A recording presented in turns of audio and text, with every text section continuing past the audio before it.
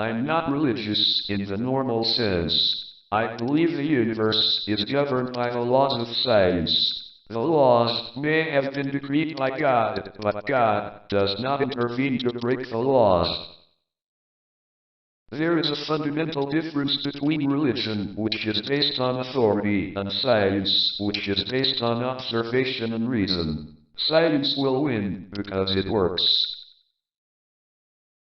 So Einstein was wrong when he said God does not play dice. Consideration of black holes suggests not only that God does play dice, but that he sometimes confuses us by throwing them where they can't be seen. To confine our attention to terrestrial matters would be to limit the human spirit. The idea that space and time may form a closed surface without boundary also has profound implications for the role of God in the affairs of the universe. So long as the universe had a beginning, we could suppose it had a creator. But if the universe is really completely self-contained, having no boundary or edge, it would have neither beginning nor end. It would simply be. What place, then, for a creator? The concept of time has no meaning before the beginning of the universe. This was first pointed out by St. Augustine. When asked, what did God do before he created the universe? Augustine didn't reply. He was preparing hell for people who asked such questions. What I have done is to show that it is possible for the way the universe began to be determined by the laws of science. In that case, it would not be necessary to appeal to God to decide how the universe began. This doesn't prove that there is no God, only that God is not necessary.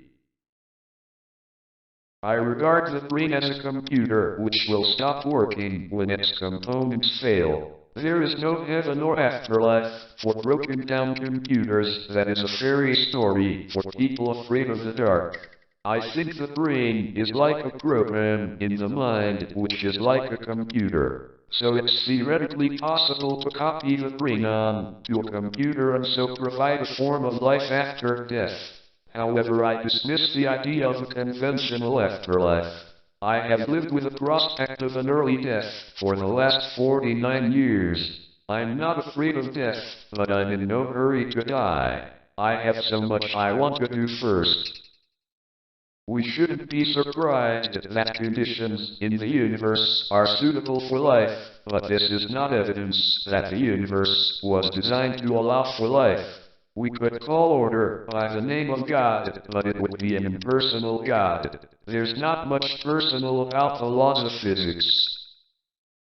Seeing I do not believe in an afterlife, I was asked the question, how should people live their lives?